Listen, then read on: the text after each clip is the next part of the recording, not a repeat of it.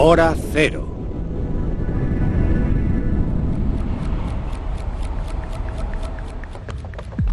A la 1:23 de la madrugada del 26 de abril de 1986, el mundo estaba a unos segundos del peor accidente nuclear de la historia. ¡Se están levantando las cubiertas de la tapa del reactor! El reactor número 4 de la central nuclear de Chernóbil, en la Unión Soviética, explotó. Oiga, ¿Parque de Bomberos 242? Sí, ¿qué 5 ocurre? minutos después, una llamada telefónica se convertía en el primer testimonio grabado de la tragedia que estaba a punto de Hola, desencadenarse. 353. El techo del reactor número 4 de Chernóbil está ardiendo. La mañana permitió contemplar la devastación material, pero estaba por llegar algo mucho peor. El desastre de Chernóbil trajo muerte y enfermedades, y llegó a poner en cuestión hasta el propio concepto de energía nuclear. Y dentro de la Unión Soviética, el trauma de Chernóbil fue tan grande que muchos lo vieron como el primer paso en el desmoronamiento del régimen comunista. Este programa cuenta la historia, minuto a minuto, segundo a segundo, de la hora previa a la tragedia. Se narra a través de los ojos de los protagonistas del drama, los trabajadores que accidentalmente causaron su propia muerte y de los espectadores inocentes que presenciaron los hechos. Está basado en pruebas documentadas y en el relato de los testigos y se ha filmado in situ en el interior de las zonas que se conservan de la central nuclear de Chernóbil. El desastre de Chernóbil.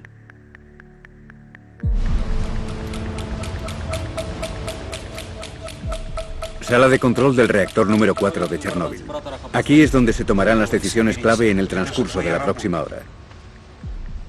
El futuro del reactor y del mundo que le rodea está en manos de 3 hombres.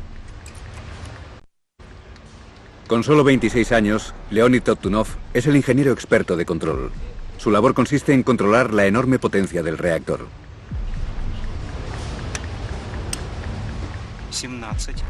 Alexander Akimov es el supervisor de este turno, el capitán del barco. ¿Habéis dormido bien? ¿Habéis comido suficiente? Pero esta noche tiene un superior. El adjunto al ingeniero jefe, Anatoly Dyatlov, está al mando. Dyatlov es uno de los ingenieros nucleares de mayor prestigio en la Unión Soviética y es un hombre duro que trabaja en un sistema difícil.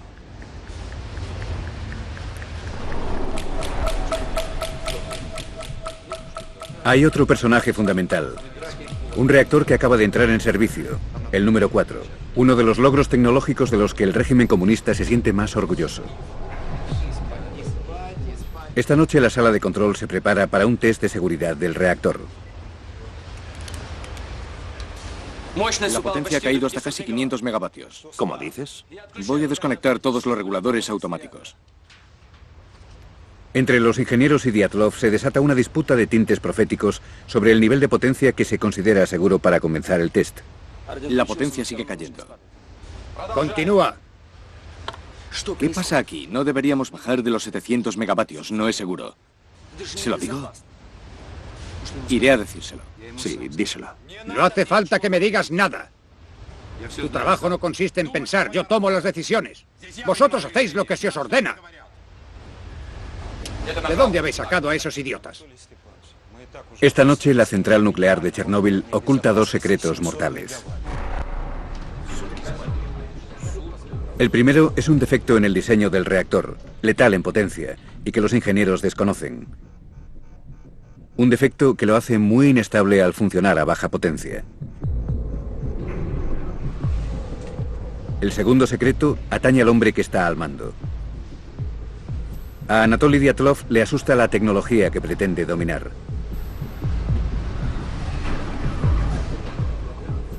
Esta noche Dyatlov y el reactor se encontrarán cara a cara y medirán sus fuerzas en una contienda que les destruirá a ambos. 12 de la noche y 31 minutos. La discusión sobre el nivel de potencia con el que puede comenzar el test de seguridad del reactor número 4 de Chernóbil se acalora cada vez más. El nivel de potencia está bajo el umbral de seguridad mínimo de 700 megavatios. La potencia cae demasiado rápido. Lo único que no funciona aquí es tu equipo de incompetentes. El test ha sido ordenado por el Departamento de Energía Atómica soviético y es una herencia de la Guerra Fría, del miedo a sufrir un ataque que todavía atenaza a la Unión Soviética. Unos años antes, las fuerzas aéreas israelíes habían bombardeado un reactor nuclear iraquí construido por los soviéticos. Desde entonces, los científicos soviéticos han ordenado test en los reactores para saber qué ocurriría si sufrieran un ataque enemigo y se interrumpiese el suministro de energía. Pero Anatoly Dyatlov, adjunto al ingeniero jefe, ignora deliberadamente la normativa sobre la realización del test. El programa especifica que la potencia del reactor debería estar entre 700 y 1000 megavatios al comienzo del test. Dyatlov pretende realizarlo a tan solo 200 megavatios para conservar el agua fría que evita el recalentamiento del reactor. Él cree que los riesgos son mínimos. Desgraciadamente, aquella noche no había ningún hombre en la sala de control que él considerase a su altura. No había nadie con una personalidad fuerte ni profesionalmente cualificado como para que él respetase su opinión. Los reactores no cometen errores, solo la gente los comete. Vamos a empezar ya. Dyatlov no es un hombre irracional. Simplemente es un producto del sistema comunista que le ha creado y promocionado. Nacido en Siberia, en una familia de pescadores, se fugó de casa a los 14 años. Sobreponiéndose a unos orígenes tan poco prometedores, ha llegado a ser ingeniero. Es un hombre del partido. Intenta seguir las normas, pero es consciente de que en la industria nuclear, las normas y la realidad no siempre coinciden. Para hacer las cosas, a veces la improvisación y los atajos son el único camino.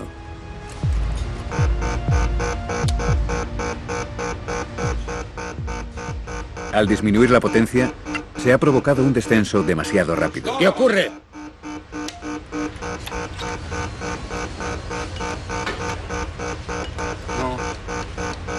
La potencia sigue bajando. ¿Pero qué has hecho, idiota? ¿Qué has hecho? ¿Has permitido que la potencia cayera demasiado? ¡Eres un loco incompetente! ¡Ayúdale! No hay que ponerse nervioso, Leonid. No pasa nada. Volvamos a empezar desde el principio.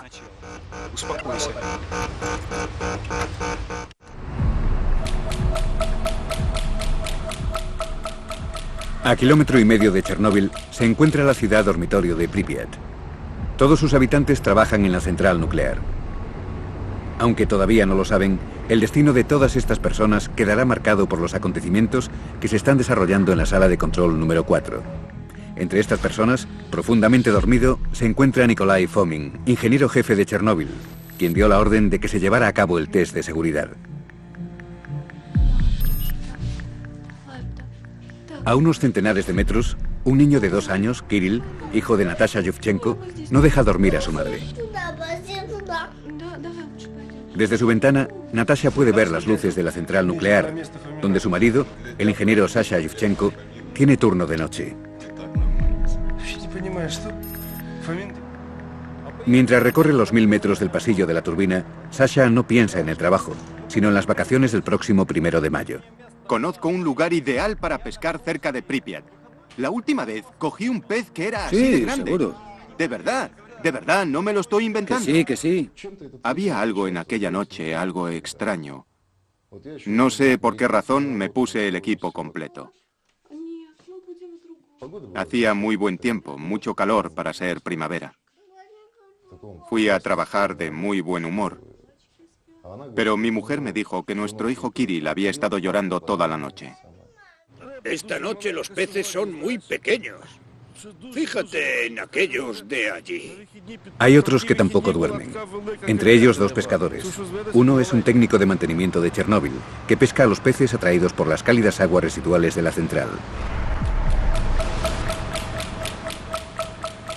A la 1:24, un nuevo problema interrumpe la concentración de unos trabajadores que casi ya no dan abasto.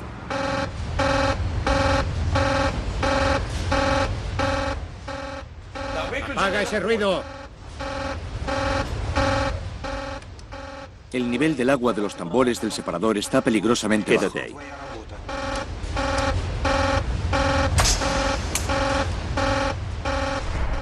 El ingeniero jefe de control de la unidad, Boris Stolyarchuk, controla el flujo de agua a través del reactor. Él también está acostumbrado a alarmas de este tipo. El nivel del agua en los tambores del separador siempre era difícil de controlar con poca potencia. Todos los operadores lo sabían, por eso no me preocupó. Era algo habitual que esto sucediese. Este tipo de anomalías eran normales.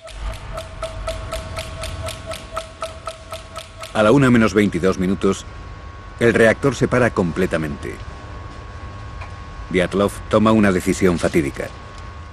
¡Has parado el reactor, imbécil! ¡Enciéndelo ahora mismo! ¡Sube esas barras de control inmediatamente, antes de que pierda la paciencia! ¡Eres un incompetente!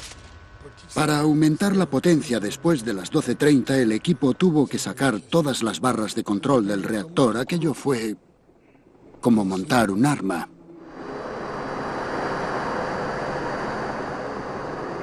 Las barras de control son el acelerador y los frenos del reactor nuclear. Bajo la cubierta del reactor, que mide 15 metros, hay 1.661 barras de combustible llenas de uranio que descienden hacia el núcleo del reactor. La división de los átomos de uranio libera un enorme calor desde las barras de combustible, lo que convierte el agua en vapor. El vapor mueve la gigantesca turbina que genera electricidad. Para controlar esta potencia, hay repartidas 211 barras de boro por el núcleo del reactor. Si se elevan, se aumenta la potencia. Si se extraen todas juntas, los ingenieros pierden la capacidad de aplicar los frenos. ¡Subid esas barras de control! Y eso es exactamente lo que Dyatlov les pide a sus hombres. ¿Es que no me habéis entendido? ¿Cuántas veces tengo que repetir? Con el debido respeto, creo que deberíamos apagar el reactor. Eso fue lo que me enseñaron en la simulación. Sí, tienes toda la razón. Absolutamente. Retirando las barras de control tendremos menos control, incluso sobre el reactor. Ya está bastante inestable en estos momentos. Ya he sufrido suficientes retrasos a causa de cretinos como tú. El test se hará esta misma noche. En cuanto a ti, si no quieres hacer esto como se te ordena o no eres capaz, no volverás a tener este problema. ¿Entendido? Sí. Sácate de en medio. Tregub, encárgate tú.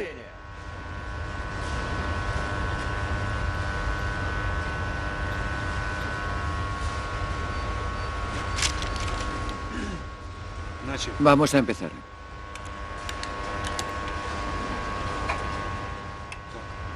Con cuidado. El conato de motín ha fracasado. Tregub y Akimov aumentan la potencia del reactor.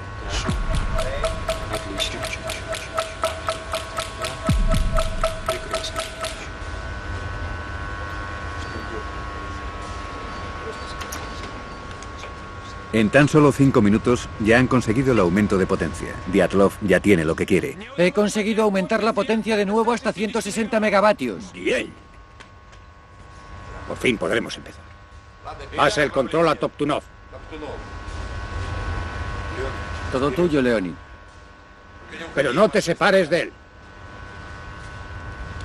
El equipo de la sala de control tiene muchas razones para no rebelarse.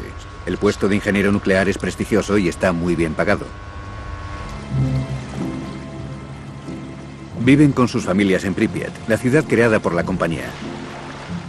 Las tiendas están bien abastecidas. Hay un colegio nuevo y un parque de atracciones. Nadie quería quedarse sin empleo porque perder ese trabajo significaba perder el piso en Pripyat e ir a alguna otra parte, probablemente a alguna aldea horrorosa de Siberia. El miedo a ser despedidos fue la razón de que no se manifestaran con más contundencia cuando vieron que estaban haciendo algo que podría ser muy peligroso. A la 1 menos 8 minutos suena otra alarma. Vuelve a haber escasez de agua en los tambores del separador.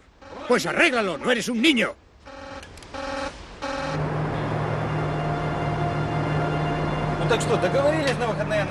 Fuera de la sala de control, nadie sabe la discusión que tiene lugar allí dentro.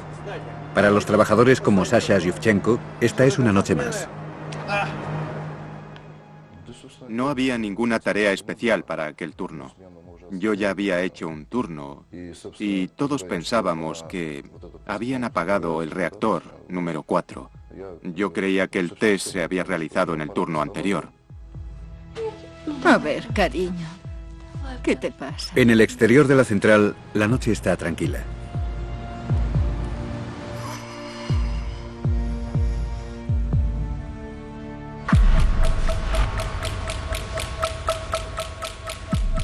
Una y 3 minutos. Tras el motín fallido, la sala de control vuelve a estar tranquila. Estamos a 200 megavatios.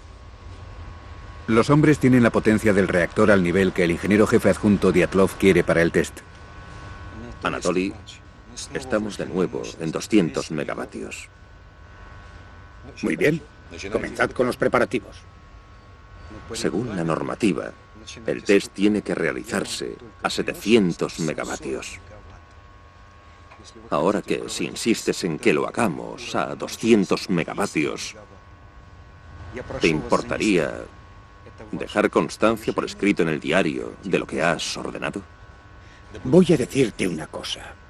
Como ingeniero jefe adjunto, tengo potestad para cambiar los parámetros del test. Así que pienso hacerlo a esa potencia. El test continúa.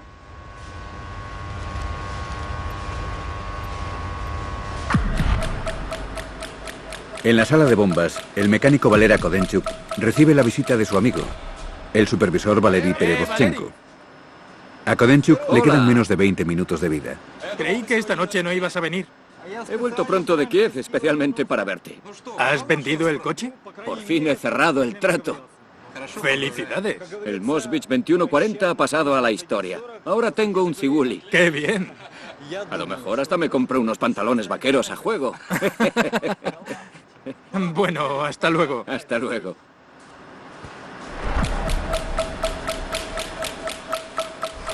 El siguiente en la ronda de Perevozchenko es Sasha Yuvchenko, del Departamento de Mantenimiento. Una petición banal les hará volver a la sala de bombas, cerca del núcleo del reactor. Sasha, necesito pintura verde. ¿Para qué? Para retocar las tuberías de la sala de bombas. Me queda algo en el almacén, ven conmigo. Oye, este tipo no tiene ni idea de pesca, igual que tú. ¡Oh!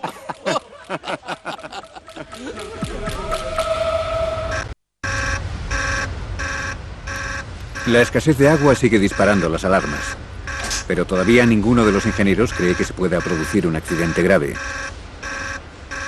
Para el hombre que está al mando, Nikolai Fomin, es simplemente inconcebible. Fomin había hecho un curso por correspondencia de ingeniería nuclear, pero no era un experto en la materia. Había ascendido gracias a sus contactos en la secretaría del partido. A diferencia de Dyatlov, que era consciente de que se corrían riesgos con estos reactores, Fomin se creía todo lo que había leído, así que cuando surgió el tema de la seguridad dijo, bueno, las posibilidades de un accidente son remotas, tan remotas como las de que nos alcance un meteorito. Incluso alguien preocupado por la seguridad como Alexander Akimov, que conoce la tecnología, ha calculado oficialmente que las posibilidades de que ocurra un accidente en Chernóbil son de 1 entre 10 millones al año. Pero Akimov y sus compañeros no conocen el reactor tan bien como ellos creen. Son víctimas de años de encubrimiento y negligencia.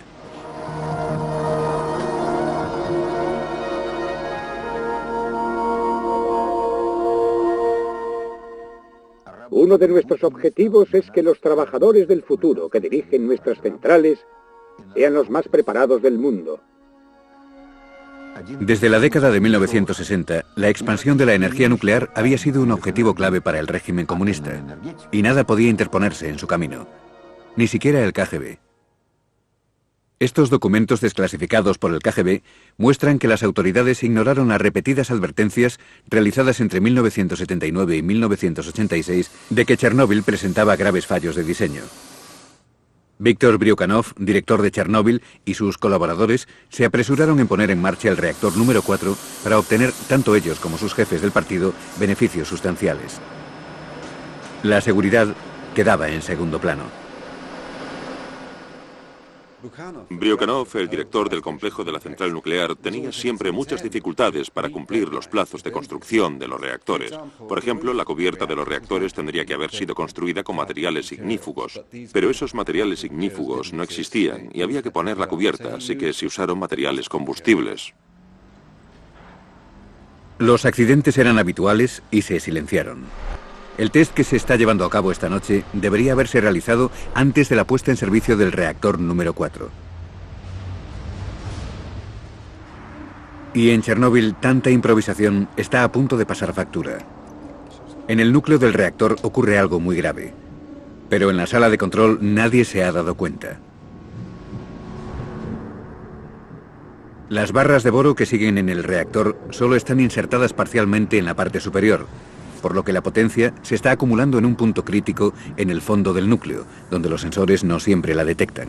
El reactor se ha convertido en una bomba de relojería invisible.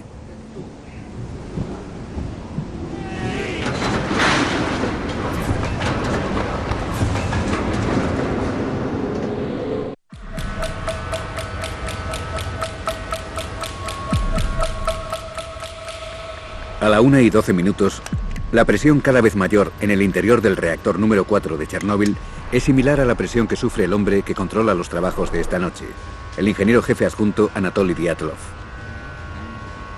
Dyatlov está decidido a realizar el test de seguridad a pesar de la oposición que encuentra en la sala de control. Una de las razones es quizás que Dyatlov, el político de la central, tiene problemas con el Partido Comunista local por su forma de tratar a los trabajadores. Su jefe, Nikolai Fomin, está a punto de ascender.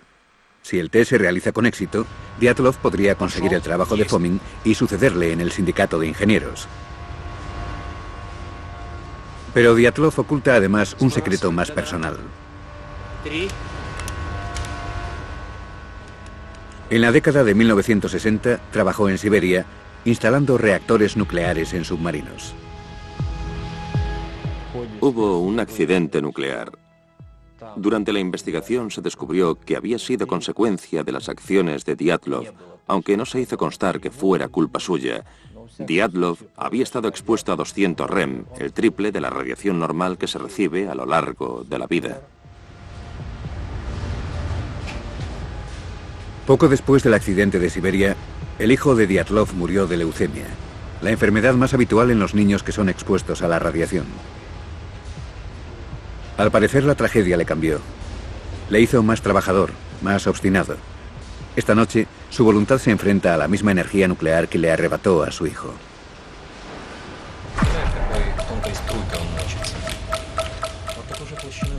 Una y 17 de la madrugada.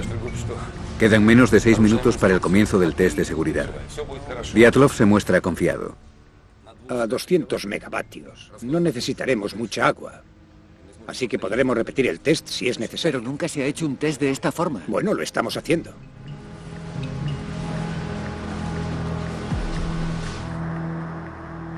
Pero en el fondo del núcleo continúa formándose un punto crítico sin que nadie se dé cuenta. ¡Deprisa, deprisa! ¡Deprisa, deprisa! Fuera de la sala de control, la vida y los cotilleos continúan como siempre. No entiendo qué hace Fomin dirigiendo una central nuclear. Él viene de una central eléctrica. Por eso dice siempre que dirigir una central nuclear es como manejar una cafetera eléctrica. ¿Has visto alguna vez un mosquito? Sí. Pues imagínate la línea tan estrechita que deja cuando hace pis. Hay que ser capaz de caminar en una línea así de fina para tener éxito en el partido. Si no puedes, no te acerques a los políticos. O los mosquitos siberianos podrían picarte.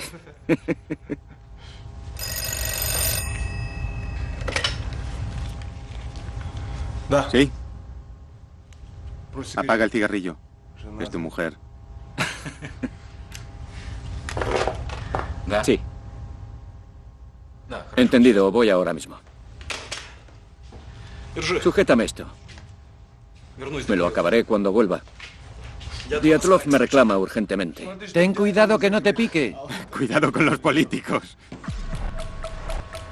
Para llegar hasta la sala de control, Perevozchenko tiene que pasar junto al reactor.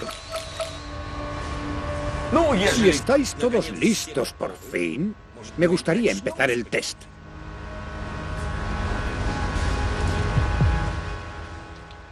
Anotad todos los parámetros del test del turbogenerador. Estamos a punto de comenzar.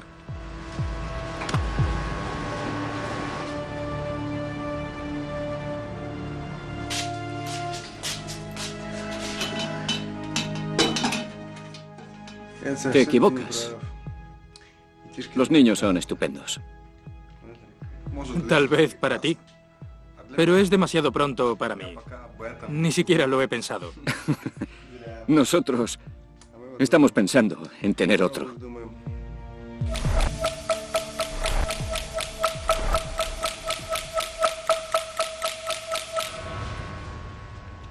Encended las 2 bombas de reserva. Encended las 2 bombas de reserva. Bombas de reserva encendidas. Bien. Alexander Fyodorovich, vamos a empezar el test.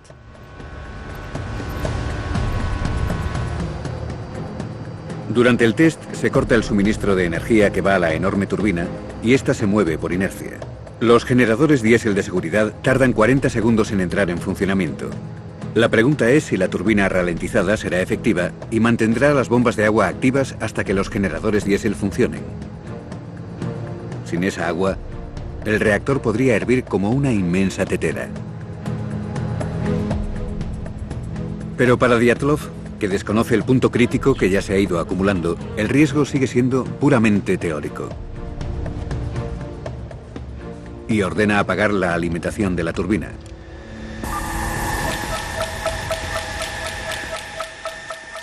En el minuto siguiente se desencadenará una terrible serie de acontecimientos paralelos. A medida que la turbina se ralentiza, las bombas impulsan menos agua hacia el núcleo del reactor. Cada vez se genera más vapor y hay menos agua.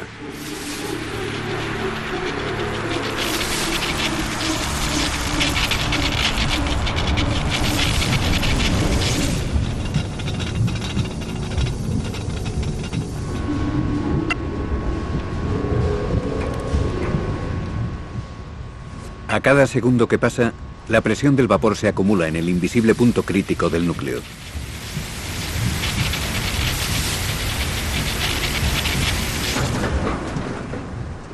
A medida que la presión del vapor aumenta, se transmite a la sala de bombas.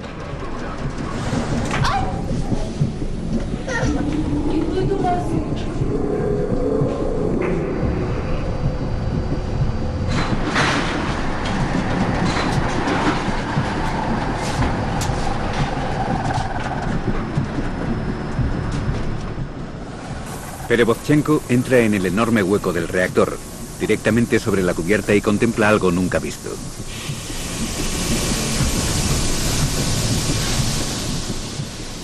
La presión del vapor en el interior del núcleo está levantando y desencajando las cubiertas de las barras de combustible que pesan 350 kilos.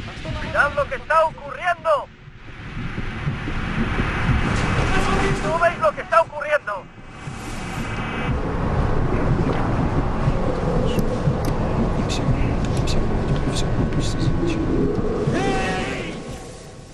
¡Pero no veis lo que está ocurriendo! ¡Maldición!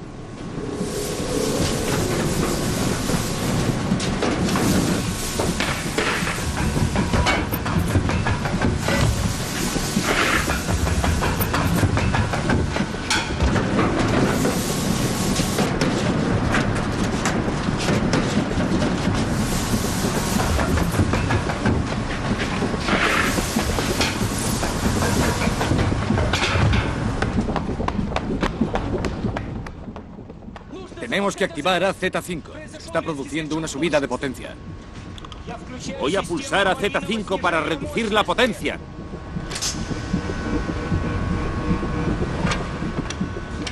Al pulsar el botón de emergencia AZ5, automáticamente se bajan las barras de boro y se reduce la potencia.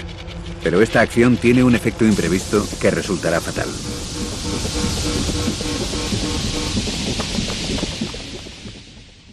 Las barras de boro tenían una cubierta de grafito y en el instante en que son insertadas en el reactor, el grafito provoca una subida de la potencia, no una reducción de la potencia.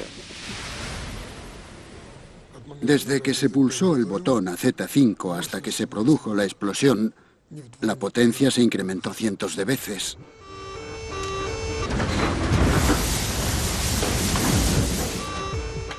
Akimov, ¿qué está pasando aquí? ¡Akimov! No somos nosotros, Anatoly. Sálvese, Stoliarchuk.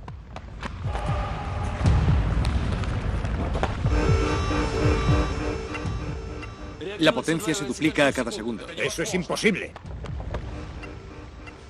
No debería ser, pero está aumentando.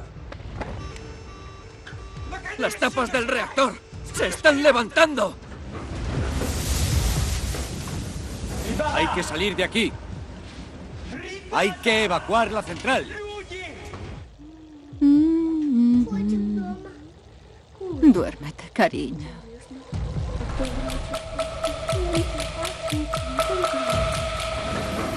En apenas unos segundos se producirá el desastre.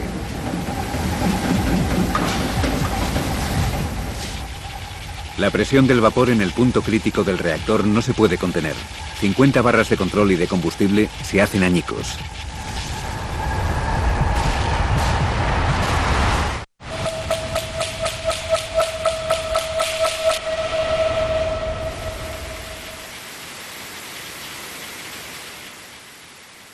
La potencia sube vertiginosamente, convirtiendo el reactor en una olla a presión volcánica.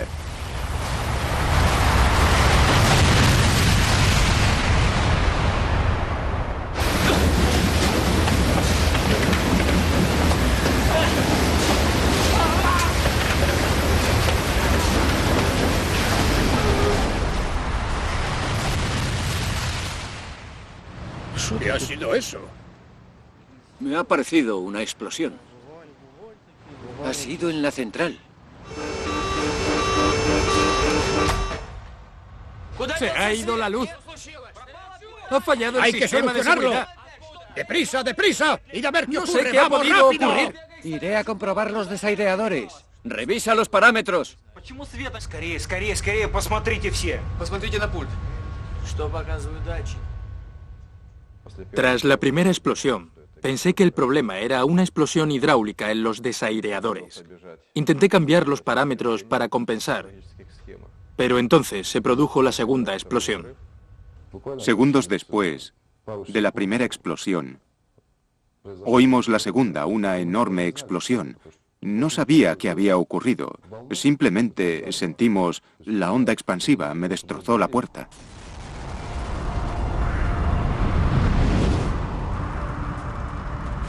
La cubierta de seguridad pesaba 500 toneladas y ha volado. El reactor se convierte en un gigantesco soplete que expulsa 50 toneladas de combustible nuclear a la atmósfera, multiplicando por 10 los valores de Hiroshima. 700 toneladas de grafito radiactivo vuelan alrededor de la central.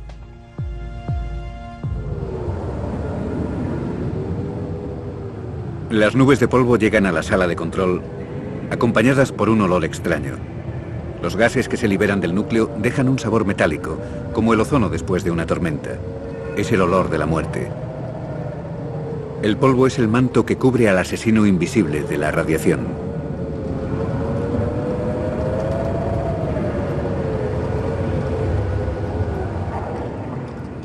Los operadores de la sala de control están lejos del núcleo del reactor y sobreviven a la explosión, pero algunos habrían deseado no estarlo. Muchos se enfrentarán a días, semanas, incluso años de agonía, durante los que la radiación les quemará desde el interior.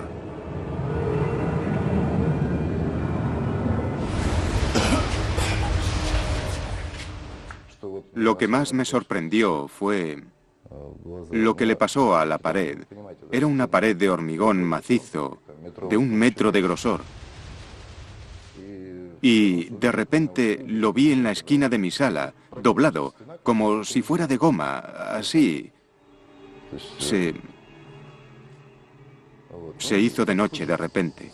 Las luces se apagaron. El vapor lo envolvía todo. Polvo, vapor, oscuridad. Y un horrible zumbido por todas partes que nos aturdía.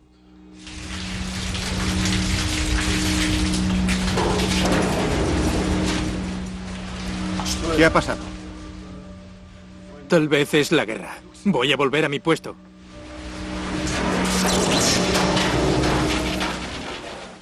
Pensé que podría ser un terremoto o tal vez la guerra. El reactor fue lo último que se me pasó por la cabeza.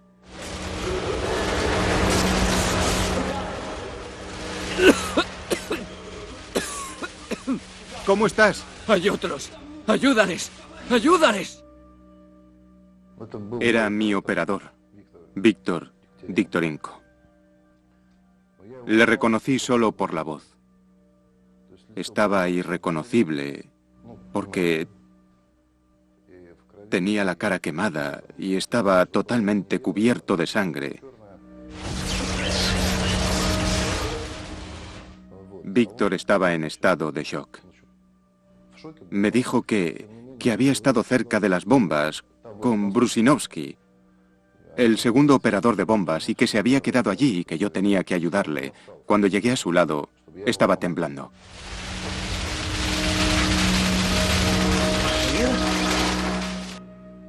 Es lo normal en una persona que ha sufrido un shock. Me hizo una señal con la mano y me dijo: Estoy bien. Ayuda a Kodenchuk. Está en la sala de bombas.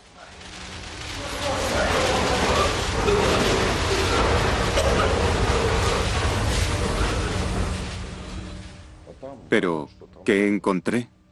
Ruinas. Fue todo lo que vi. Si hubiera estado allí, yo habría quedado enterrado, bajo las columnas.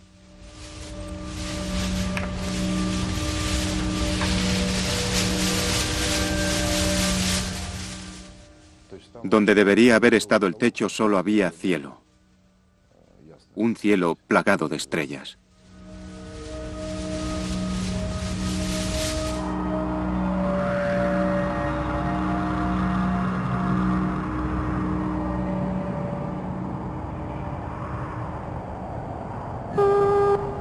Oiga, ¿Parque de Bomberos 242? Sí, ¿qué ocurre?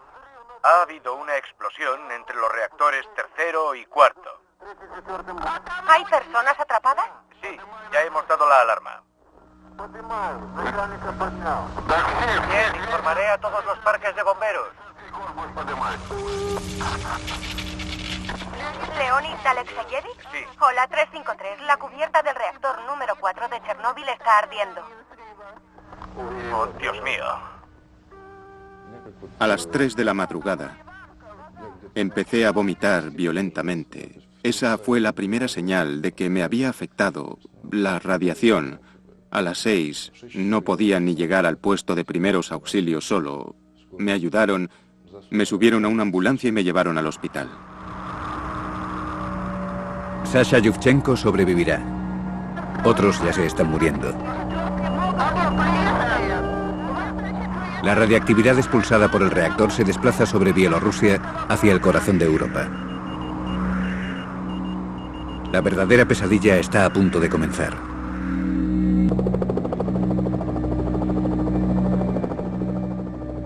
La mañana del 26 de abril, la KGB firma el escenario devastado del peor accidente nuclear de la historia. El equipo que filmó estas imágenes desclasificadas por la KGB absorbió una enorme dosis de radiación. Al día siguiente, los ciudadanos de Pripyat recibieron comunicación oficial de lo peor. Atención, camaradas. Se ha producido una situación de radiación no controlada en la central nuclear de Chernóbil. Como medida temporal de precaución, se ha decidido evacuar a la población de la ciudad de Pripyat a partir de las 2 de la tarde de hoy, 27 de abril. La noche siguiente, me llevaron en avión a Moscú. Solo sobrevivimos 5 personas de los que íbamos a bordo y mi familia fue evacuada junto al resto de los habitantes de la ciudad de Pripyat.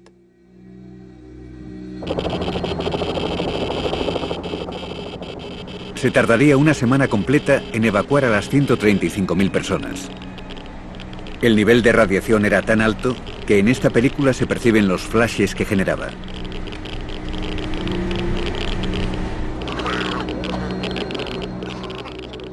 Se declaró una zona de exclusión de 30 kilómetros.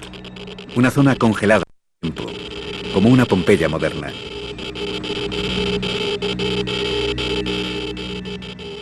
Más de 600.000 hombres y mujeres soviéticos llegaron para contener la radiactividad. Trabajaron en condiciones infernales, a menudo caóticas, demostrando un valor extraordinario para proteger al resto del mundo. Muchos no llevaban equipo protector, y todo lo que tocaban estaba cargado de radiactividad.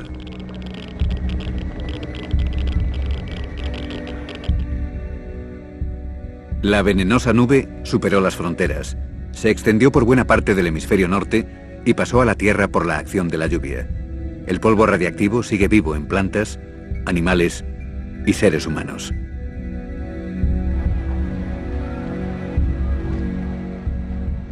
En la Unión Soviética, en los nuevos tiempos de apertura, tuvo un profundo efecto político. Todos sabéis que se ha producido una tragedia en la central nuclear de Chernóbil. Creo que simbólicamente y también en la práctica, Chernóbil fue el principio del fin de la Unión Soviética. Creo que, de manera simbólica, la fusión, la explosión, fue causada por las contradicciones inherentes al sistema soviético y, por consiguiente, es un buen paradigma, por así decirlo, un símbolo de lo que habría de ocurrir. La factura que Chernóbil se cobró en vidas, aunque escalofriante, ha resultado ser menor de lo que en principio se temió. Los científicos coinciden en que provocará unos 10.000 cánceres en Rusia y 25.000 en todo el mundo en un periodo de 70 años.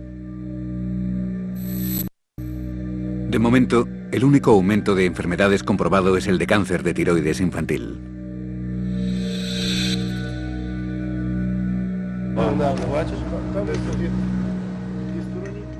Pero es en los seres humanos individuales donde ese coste se hace más visible. Los pescadores se pasaron toda la noche observando a los bomberos combatir las llamas radiactivas hasta que empezaron a sentirse enfermos. En cuestión de horas su piel se oscureció. Mostraba un bronceado nuclear que presagiaba su muerte.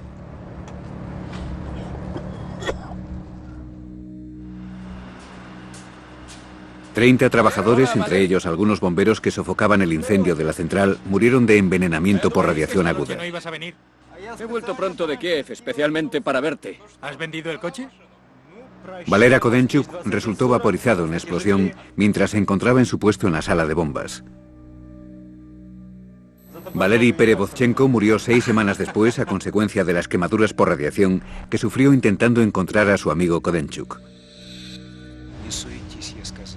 Alexander Akimov murió 15 días después de la explosión de envenenamiento por radiación. Mientras pudo hablar, repitió: "Lo hice todo bien. No entiendo por qué ha ocurrido esto". Leonid Toptunov murió 3 días después de Akimov. También él mantuvo su inocencia hasta la tumba, repitiendo que había hecho todo lo que había podido. El ingeniero jefe de Chernóbil, Nikolai Fomin, fue condenado a 10 años de trabajos forzados, pero sería puesto en libertad al poco tiempo debido a su estado mental. Dicen que a veces recupera la lucidez. Milagrosamente, Sasha Yuvchenko sobrevivió, al igual que su mujer, Natasha, y su hijo Kirill. Pero aquella noche sigue viva en su memoria y en su cuerpo. El primer año me hicieron 15 operaciones de injerto de piel. Las quemaduras no aparecieron todas a la vez, fueron apareciendo cuando me llevaron al hospital de Moscú. Maduraron. Mientras estaba en recuperación, la piel se me puso negra. Cuando me retiraron las sábanas, se me desprendió la piel como si fuera tinta impresa sobre un papel. Ahora tengo que vivir con mucho cuidado. Por ejemplo, puedo conducir, pero no puedo hacer ningún tipo de reparación. No puedo tocar gasolinas ni aceites. Las heridas no me cicatrizan. La sangre no se me coagula como es debido. Hay otras cosas, pero te acostumbras, vives con ellas. No te queda más remedio.